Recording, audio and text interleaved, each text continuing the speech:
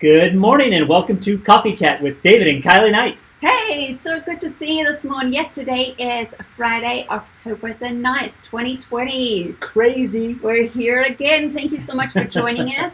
Yes. Be sure to use the hashtags Hello Knight or Cup of Awesome. Yeah. Let us know you're watching and maybe where you're watching from. Right, we have a great guest with us my today. Goodness. Oh my goodness, he's so good. Yes. Look at this. We got Josh Kohler popping in from sunny Illinois. I like that. Is it really sunny there today? That's nice. That is nice. We like that. Oh. And since you're in a sharing and loving mood, be sure to like and share the post, like this page, share this post, let people know what we're doing, especially people who might be coming up soon. Josh Kohler. Yes, he's going to be a guest of ours soon. Today we hear from somebody who is TikTok famous. Yeah, exactly. At least for a little while. We'll get to that later on. That's right.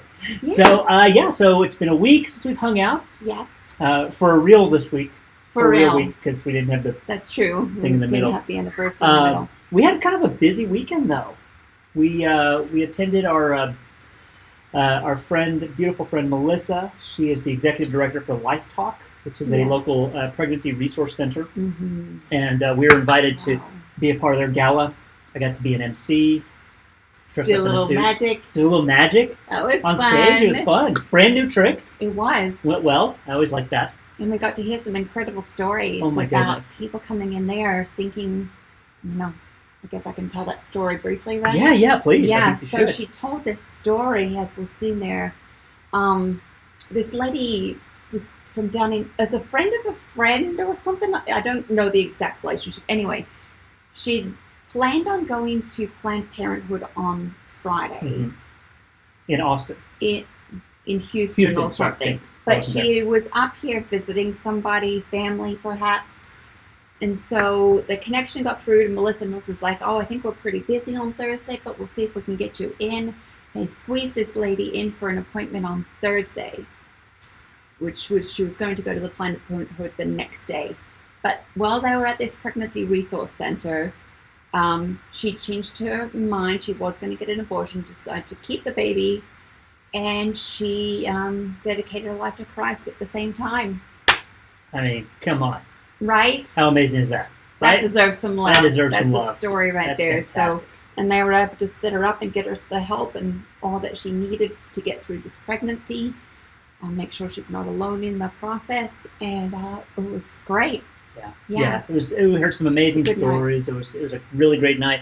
A really funny comedian, Paul Aldrich, was the speaker for the night, and he was so much fun, such a blast to hang out with. So. He made up some songs. I guess he's been pretty quiet over this pandemic, and he's very creative with comedy and music. Yes. So he made up some very funny songs that we enjoyed. Yeah. It was good. And then Sunday we had our Zoom church. Yes. Because and then afterwards we went and watched a friend of ours, or we went and watched the Cowboys game. Sorry. Yes. With some friends of ours. And Joshua St. John says amen. Yeah, it's a great story. Fred and Bobby Becker, wonderful people. Uh-huh. We absolutely loved them. Cowboys lost.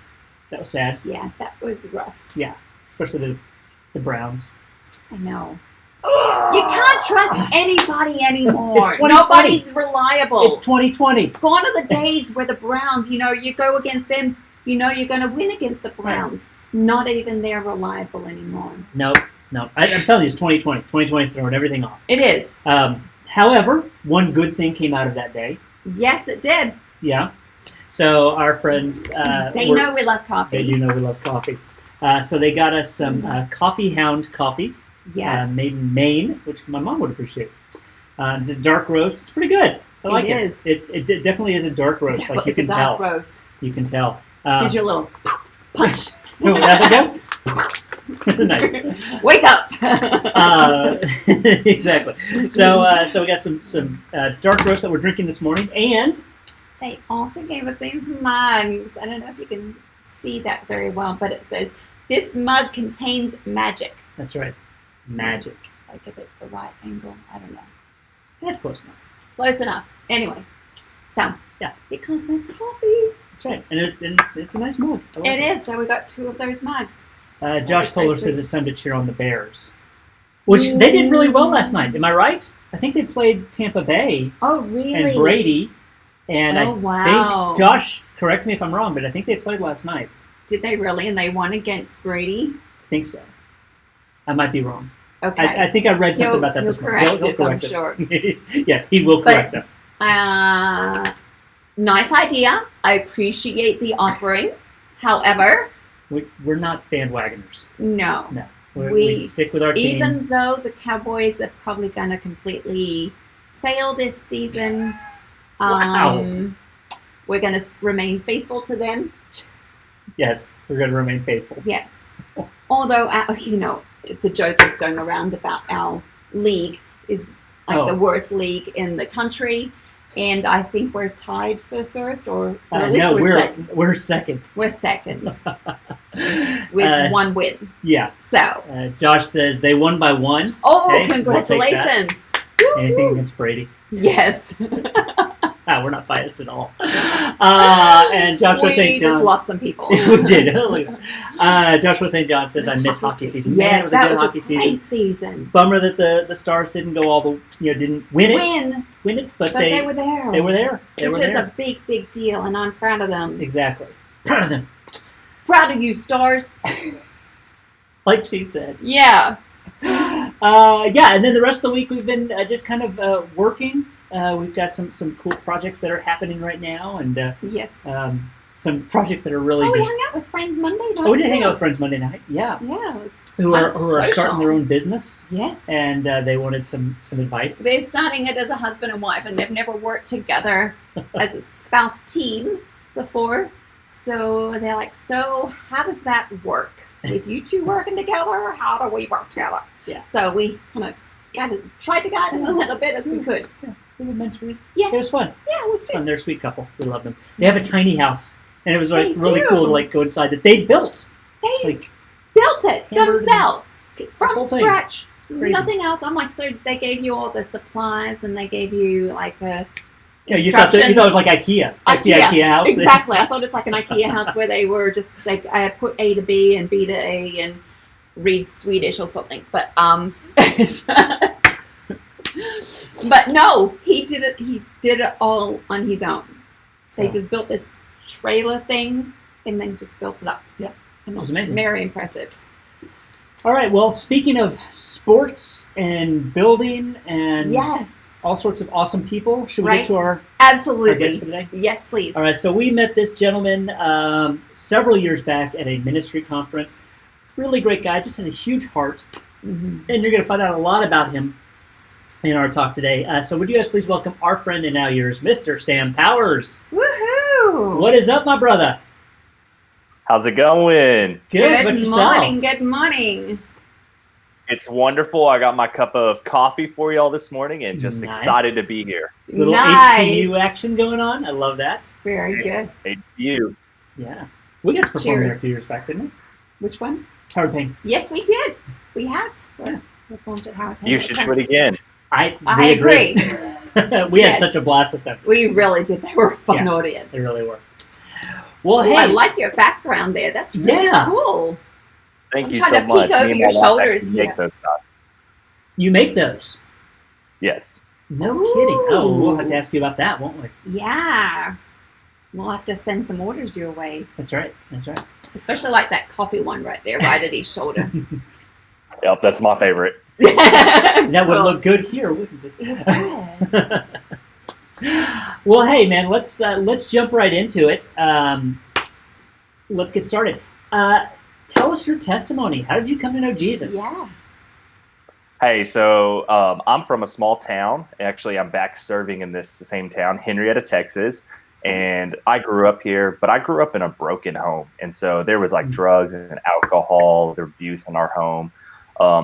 And so like I didn't have the perfect testimony, you know, what everybody calls the boring testimony, which I hate that term, boring testimony, because I want my son to have that testimony where he didn't have to struggle with these hard sins and have to have family who was broken.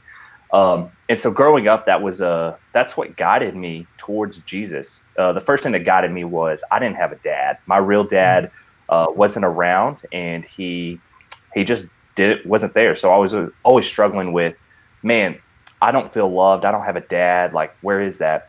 And I found a dad in God. And that was before I found Jesus as Lord and Savior. It was actually my grandma who came down from North Carolina, and she took me to the Methodist church. It was there at the Methodist church that I found God the Father. And man, I just fell in love with him. When I was struggling, dude, I would talk to him and be like, God, like, Dad, I need help. Like, this is a rough day. And so that's kind of what pivoted on the journey. I went through confirmation there at the Methodist church, and I just learned a lot about who Jesus was, and I was growing and kind of struggling and figuring it out. But before I was ready to accept, I actually finished confirmation, and I was kind of told that I believed in Jesus and I was going to heaven. And my grandma that I told you about, she actually came down, and she was an alcoholic as well. And so I saw the way she lived, but I saw she went to church. And I don't honestly know if my grandma was a believer in Jesus Christ or if she just went to church. I don't know that thing, but I do know she made an impact in my life. And I do know that when she was here one time and she got drunk, and I remember her falling asleep on the floor, and the next morning going to try to wake her up, and she's breathing and everything, but she was in a coma.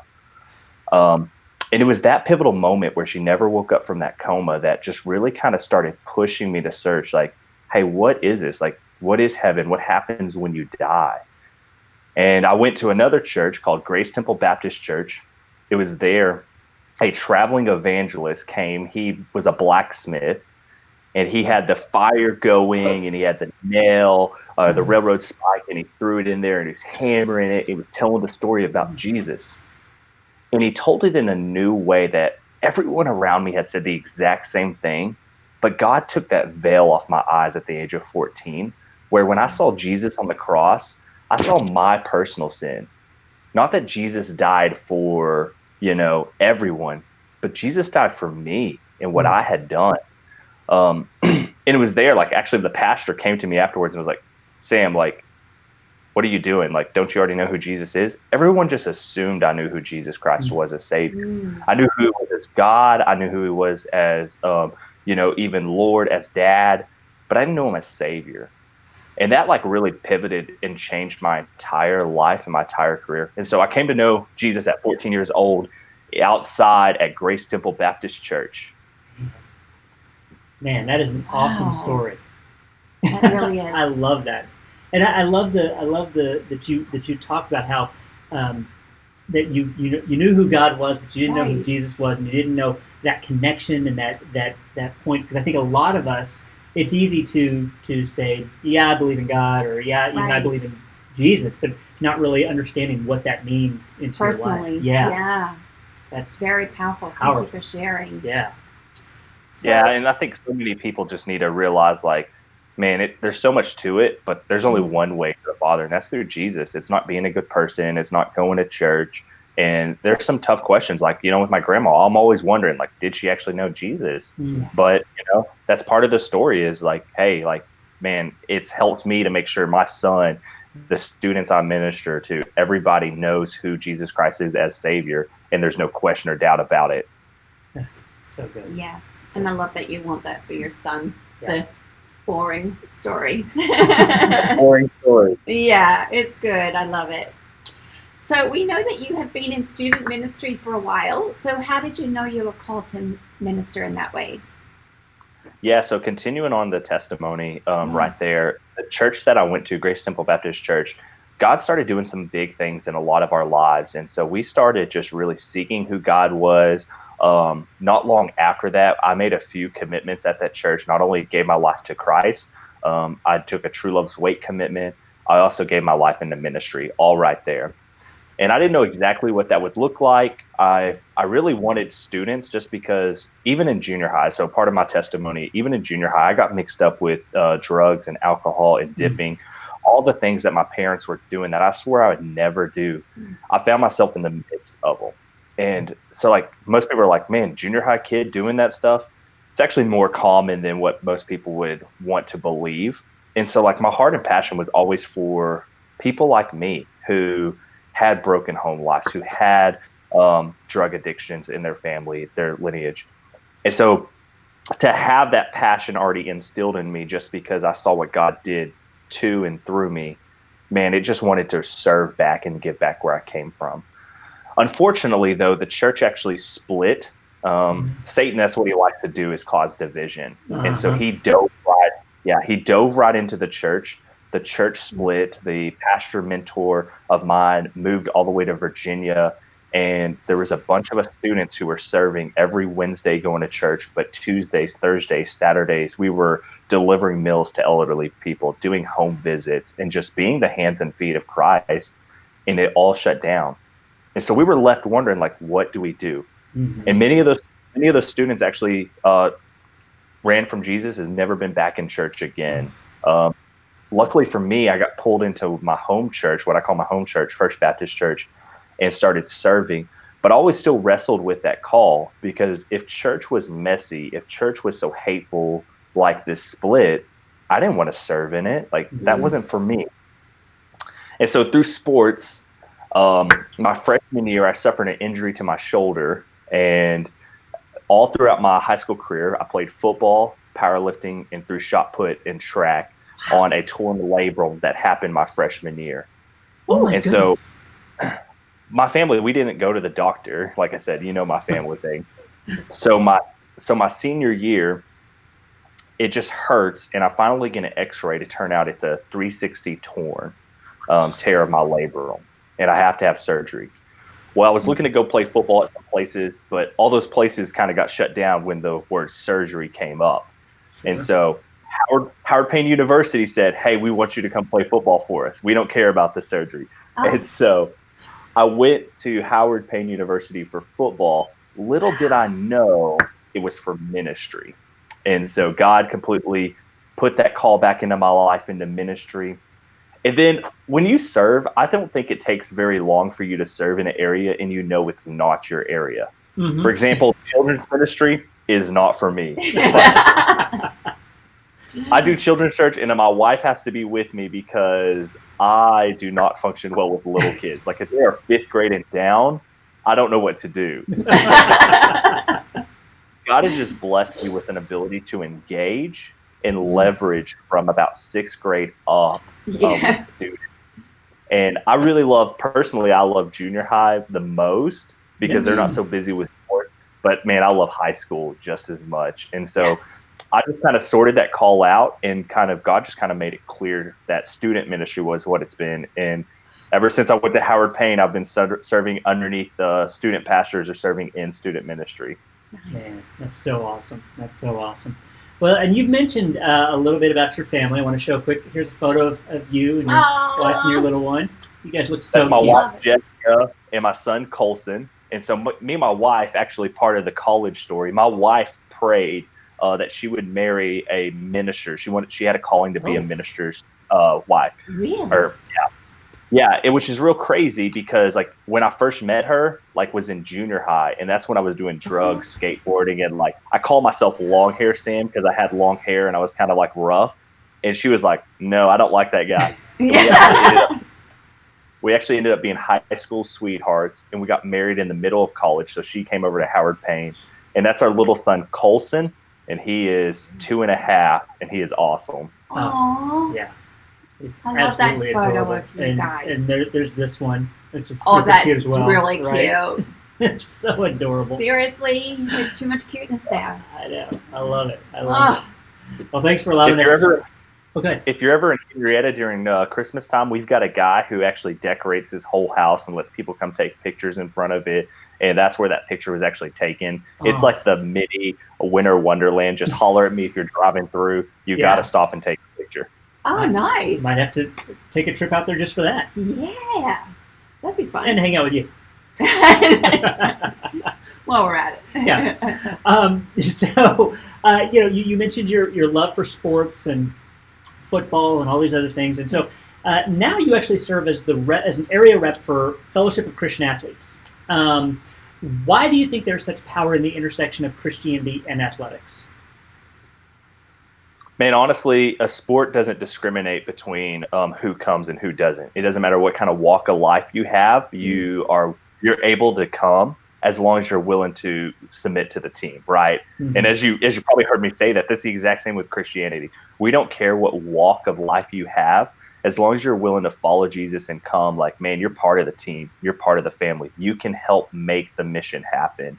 And so many times I love the stories of people who make it to the NFL and they're living out of their car. Like, if they don't make it to the NFL or they don't make it to college, like, they're like done. And that's the exact same thing with Christianity. Like, God's inviting all of us. We're all broken with sin and we all have that opportunity. And so for us as Christians, like, it doesn't matter what walk of life you are. It doesn't matter if you're on your last dime. It doesn't matter if you are willing to give up today. Man, there's a new freshness if you're willing to just follow, submit, and just give your life to Christ. And that's an amazing opportunity. Is like, students are also like, when you're with a team, like, there's a family aspect to it that when a coach or someone just tells you something, you're like, okay, I'm willing to learn and follow. So there's a willingness to learn, to study, and to grow with athletes. And so having those athletes there, I'm able to actually teach them about who Jesus Christ is, and which is amazing because they're willing to learn. Yeah, that's so good, so good. And yeah, here's some photos of you in action with your teams. Yeah, so we've got a few different areas with FCA that we really like to serve. One is just engaging them with the gospel and prayer. And so this is Henrietta actually praying before a game. The head coach over here, Michael Johnson, is an amazing guy and just really loves God. And I think also, like, man, in those moments, you just need it. And so I pray with the teams and jump in there and just kind of be a part of it. We also try to serve. And so as you kind of cycle through those pictures, I can kind of walk through. Yeah, let's see it. The next one, I think, is another prayer one. Oh, yeah, here. This is serving. This is actually at a cross country meet. We go to cross country meets and we give out tons of different resources. That's coffee and breakfast burritos for everything. Ooh. I see Bailey hopped up and said hi. What's up, Bailey? Hey. And so we give out coffee, breakfast burritos, wristbands, all these different resources just to cross country, because we know cross country is the second most popular sport right behind football. Is it really? No, it's not. Okay. Well, there's no way. We attend cross country. Well, and you because you posted this photo, I think, the other day, right? Is this the one you posted? Yeah, that one. And you shared, because somebody was asking you about in the comments about what you were doing, and you had this great quote about the fact that it was free. Do you remember that one? Yeah. So students always, like, they look at it, they're like, "Ooh, I want a wristband." They don't even know what the wristband says. They just like, "I want a wristband." Right. Free. But they keep walking by, and I'll always holler at them like, "Hey, this wristband's free. Like, you come get anything you want for free." And they always ask, like, "It's free?" Like, nothing in this world's free. Yeah. And like, it gives me the amazing opportunity to respond like, "Hey, it's free, just like Jesus' love for you is free." Come on.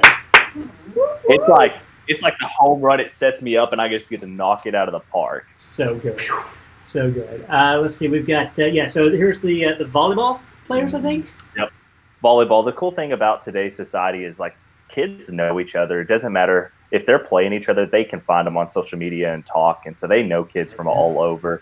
And so it's a cool opportunity just to see kids who already know each other come together and pray together. That's awesome. That's awesome. Nice. And then let's see, we've got.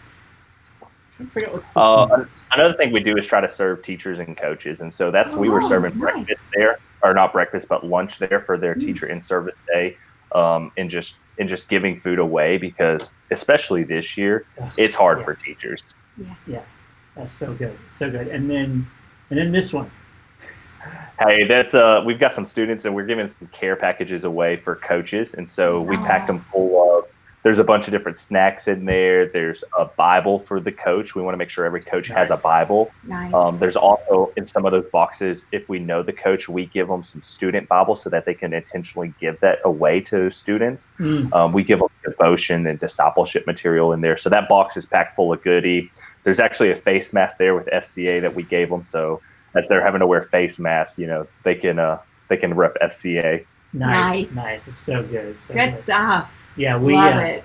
We were privileged to have Kaz McCaslin on a couple weeks back, and he talked about the intentionality of that FCA has in particularly in the coaches and investing in them so they can have that kind of impact on their students. And so, man, I just think it's awesome that you guys are doing that. Yes. All right. So through the years, we have bonded over ministry at different events. Mm-hmm. However, we have also shared a passion for the art of magic. Because you're a really good amateur magician, right? Like I've seen some of your stuff, and it's really good. So, what inspired you to start learning, and how do you keep up your skills in that area? Man, so what actually inspired me was actually my mom. So I'll tell you this crazy story. And so my mom, when I was little, she would take the quarter and she would like put it in her ear, and it would disappear, and it would come out the other side. And I was like, man. How do you do that? And it's like that's a really simple trick, and it's just a little sleight of hand, and it blew my mind. And so I remember being at VBS, and so I'm serving at VBS, and so I'm making those little bead bracelets with the little kids, the one that has the black for sin, the red for the blood of Jesus. And I'm making them disappear. And I don't know how she does it. So I'm actually sticking one bead in this ear. No. And I've got another bead in this other ear, and I'm popping it out. So I've got two beads. It's not how the trick is done, because I had to end up going to the hospital to get a bead pulled out of my ear because it was stuck in my ear. Do not try this at home, people. Right. He is a trained stunt man. And so that really kind of sparked my passion. And then magic just also engages anybody. And so I've got some kids who, like, with my rubber ring, I will make my ring disappear, and then it will reappear back on my hand, and they don't know how it's done. And it blows their mind. But one of the things is like, it gives me the opportunity to engage in kids that, like, honestly, they've got no connection with me. They've got no relationship with me.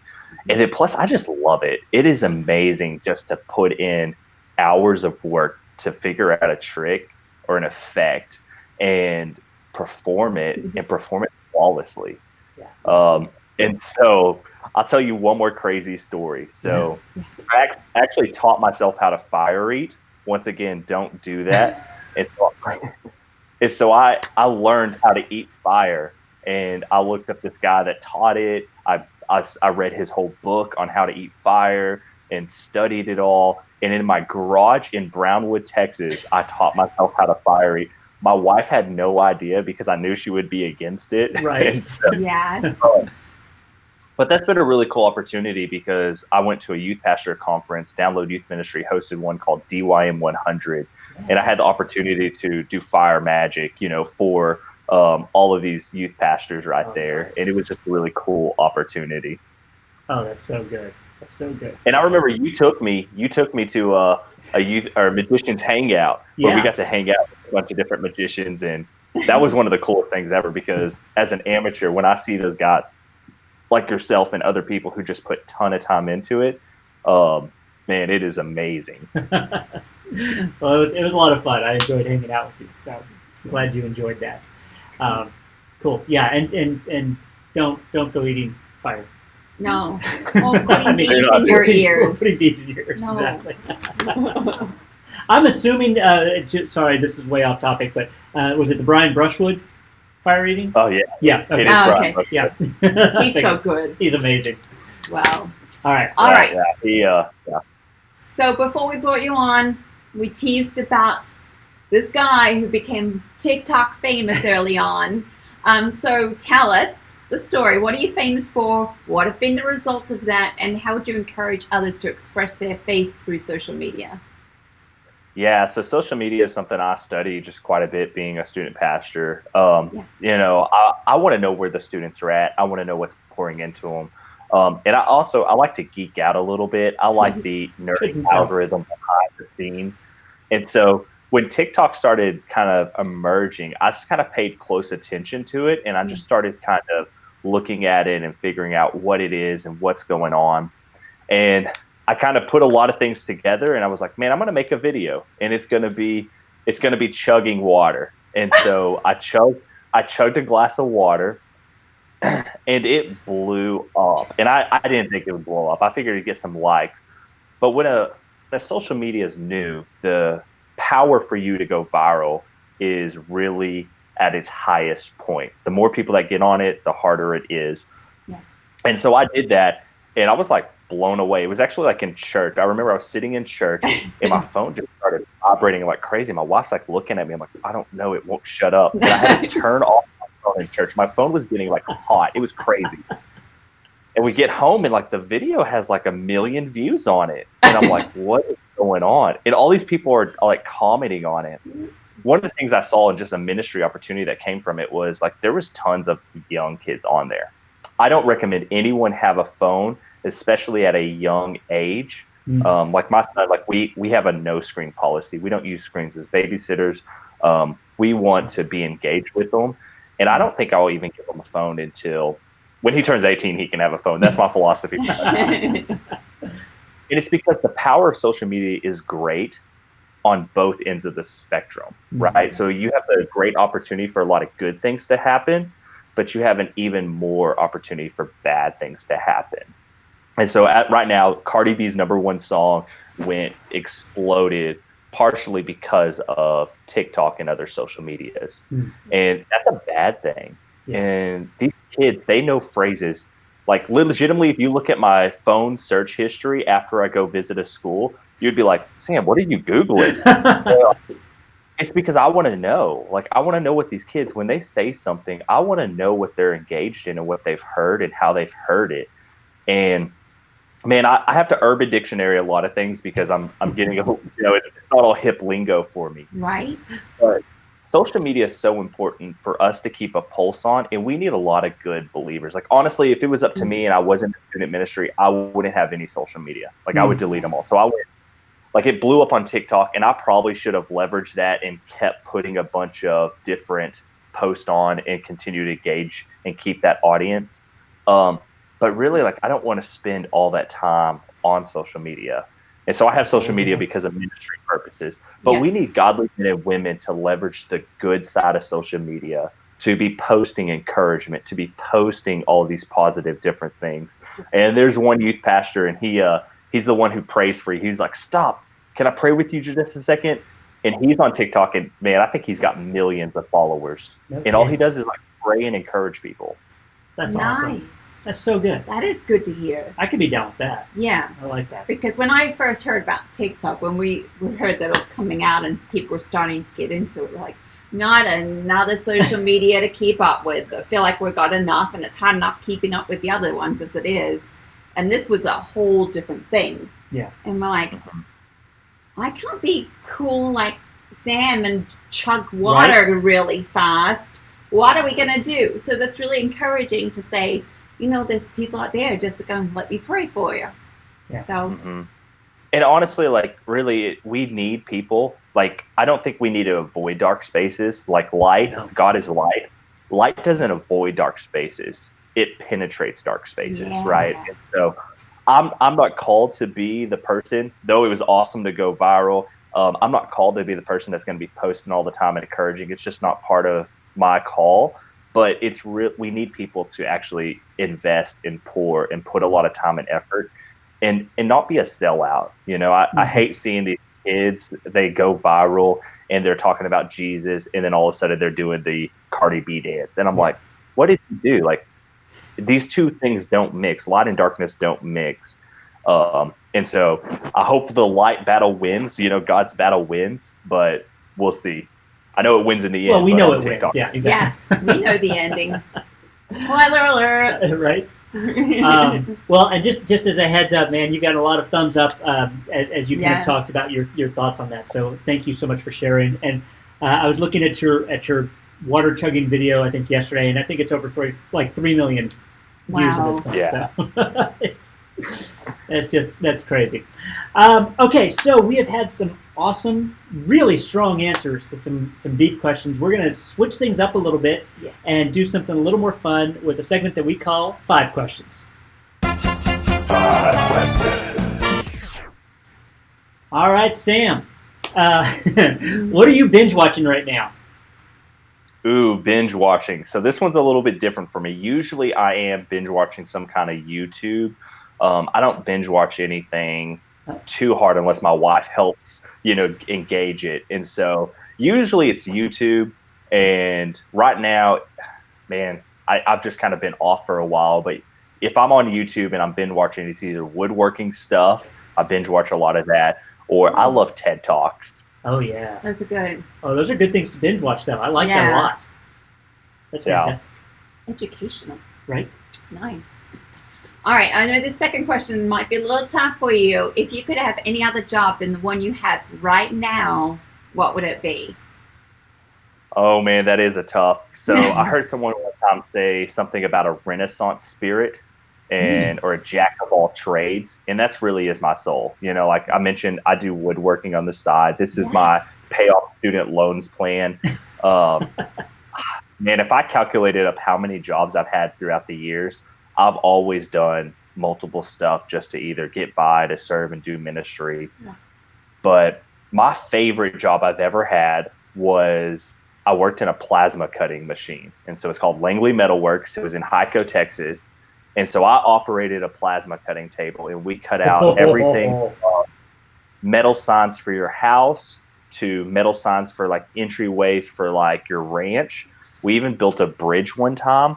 What? And it was awesome. And that was one of my favorite things in the entire world. Like legitimately, like if like something happened and like I had to leave this town, right? Whatever happened, man, I'm going to go call the Langleys and be like, hey, can I come work for you? Like I need a job. And they'd probably take me back in a heartbeat. But that was my favorite job, was working at that plasma cutting machine in the shop. So good. Which is weird because I didn't do ag or anything like that in high school. Like that wasn't who I was. Yeah. Huh. Interesting. You're so talented. I know, right? I know. And speaking of your woodworking stuff, I know that's a side business for you. What's the way people can get a hold of you with all that? Yeah, so through Facebook, if you search Powerhouse Creation, me and my wife, we make these signs. They're usually custom is what we do. Nice. So these were for a show in Vernon, Texas. We made a bunch. This is what did it sell. So if you see something on here, my wife hasn't put it up actually in the house yet. So you could message us and I'll cut you a deal on it. Oh, nice. There you go. Okay. What do you like? I know. Okay, so what is your favorite to-go order? Ooh, to-go order. So I'm on this crazy diet right now, so I don't even want to think about like the sweet side of things. There's a little hole in the wall. It was called Panda Kitchen in Wichita Falls, Texas. I actually have a shirt of it that says Panda Kitchen, but they had to change their name because Panda Express came into town, so they changed it to Kung Fu Kitchen. It's like this little hole in the wall place. It used to just be like drive-through, and it was like the smallest shack, probably as big as this room right here that I'm in. And it is amazing. It's awesome. Okay. I like that. I prefer that name. Chinese Food Kitchen. Yeah, Chinese food would be my to-go. Grab some Chinese food. And is there a specific dish that you like to order? Ooh, honestly, I love spicy. Okay. The spicier, the better. But really, like orange chicken or sesame chicken is my go-to because most people don't do spicy because, Americans don't like spicy too much. Right. Okay, awesome. All right, next question. What are you reading right now?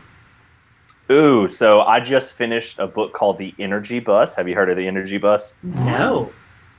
Okay, so it's this guy. He was going to work and he had a flat tire. And so as he was going, he went to told his wife, and his wife told him to get the spare fixed. He didn't have a spare. She goes, I'm too busy. I can't give you a ride. You've got to go take the bus. So the guy goes take the bus. It's this lady. She drives the bus and she has these rules for the bus. And she's really positive and encouraging and uplifting. And she starts working them through these rules. He's about to get fired from his job. And there's 10 rules for the energy bus. And the first rule is like, know your direction, and you're the driver, know where you're going, know your direction. And they go through this whole rule about, it's more of a leadership style book, but man, it's just good in life just to know know where you're going, know what kind of fuel you need. If there's someone that's pulling from you or not on board with your mission, get them off your bus because they're not going to help you to your goal. And so that's one. I've kind of been on a Dave Ramsey kick as well. And so I've been reading that as well, kind of rereading some of his books. We actually just paid off both of our cars, and so we no longer have a car payment, and we are on our way to financial freedom. And That's awesome. Really looking forward to that. FCA is really good about being good stewards of money. And so those are good stewards. In terms of spiritual reading, I'm reading some old works right now. And so there's this book. It's kind of like a collective book of just sermons and stuff that I'm listening to right now. Okay, cool. Very cool. Looks like Josh Kohler. Wow. You can find that link in there the it is comments on there, Amazon. But, on Amazon, he says John Gordon is the author and he is fantastic. So cool. Thanks, Josh. Yeah, it was count such a on good you. book. It was such a good book. I do the audio book, just FYI. do you? And so yeah, I'm an audio listener. I'm really torn on audiobooks. Me too. Because on the one hand, like if it's a really great reader and they're really engaging about it, I can get into it. Yes. But then like I want to take notes. Right. You know, I want to get my highlighter and highlight, and I can't do that as I'm listening to something. So confusing. Yeah. Joshua St. John says, Dave Ramsey saved us. We paid off our car in August. Congratulations. We were down to our last credit card and should be debt-free next year. I think that deserves another little... Fantastic. Awesome. Well done. Yeah. I think that's what Dave is awesome. I recommend him to like every student. I try to tell people like, I love Howard Payne. I love my experience, but man, I didn't have any financial advice. Actually, the financial advice my parents gave me was how to sell food stamps for 50 cents on the dollar. And so like if you go buy someone $100 worth of food, they only pay $50 and you give it and you use your food stamp card to do it. And so you get cash to then go buy alcohol, drugs, cigarettes, whatever, because you can't buy those things on food stamps. Right.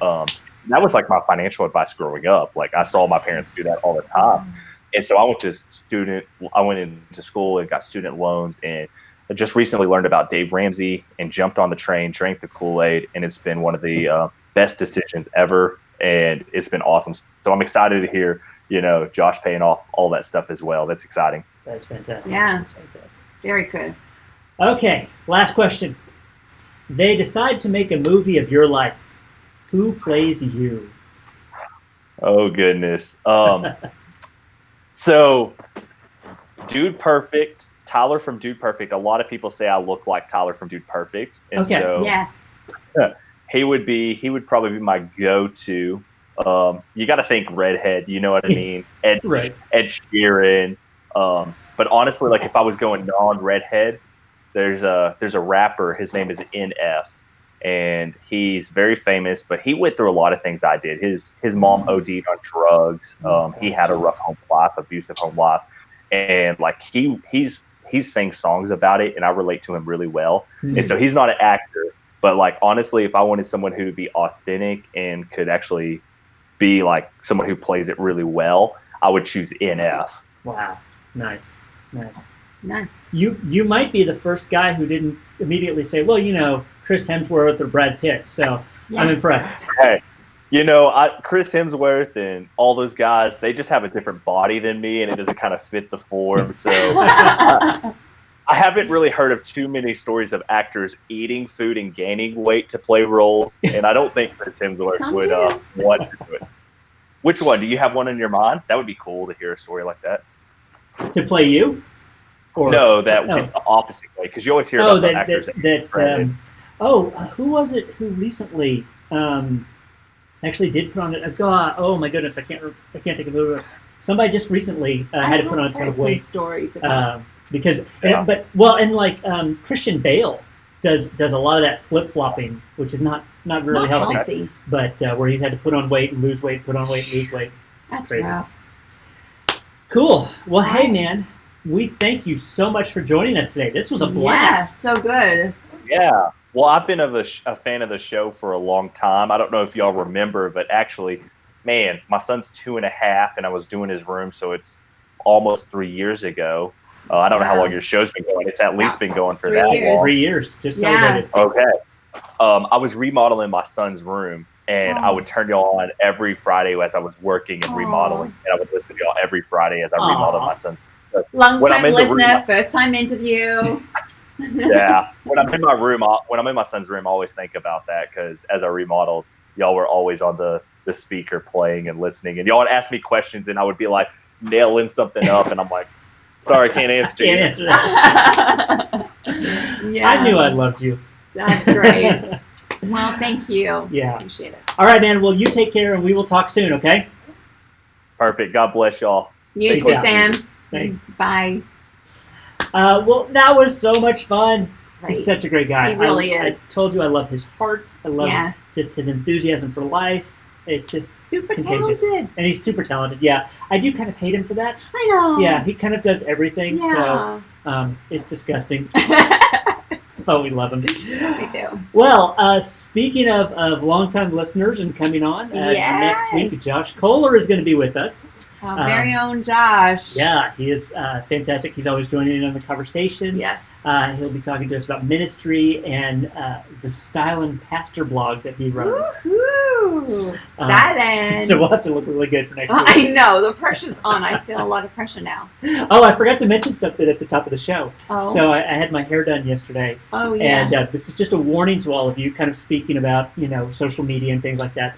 So our hairstylist follows us on Instagram. She only does Instagram, Yes. which is fine. But so I'm sitting down, she's doing my hair. She goes, by the way, you did something really bad with your hair the other day, and I don't like it, and I don't want you to ever do it again. I'm like, what? She goes, yeah, you posted some sort of a photo where my hair was parted in a weird way. She hated it, so she got on to me about that. She's watching. She is watching, yeah. Like, that's Everybody's my watching. craft. You better take care of that. Exactly. Josh says, Uh, I like that guy's shirt. Yeah, me too. It He looks looks good. He's styling. He is a styling guy. People should look to that guy for styling tips. They should, especially if they're pastors. Yeah. They could be a styling pastor. Definitely. Fantastic. All right, well, any last thoughts? That's it for now. All right, well, hey, gang, y'all have an awesome weekend, Yeah. and we will Have see a great you week. and a great week. Yeah, and we'll see you next time. See you next Friday. Bye. Bye.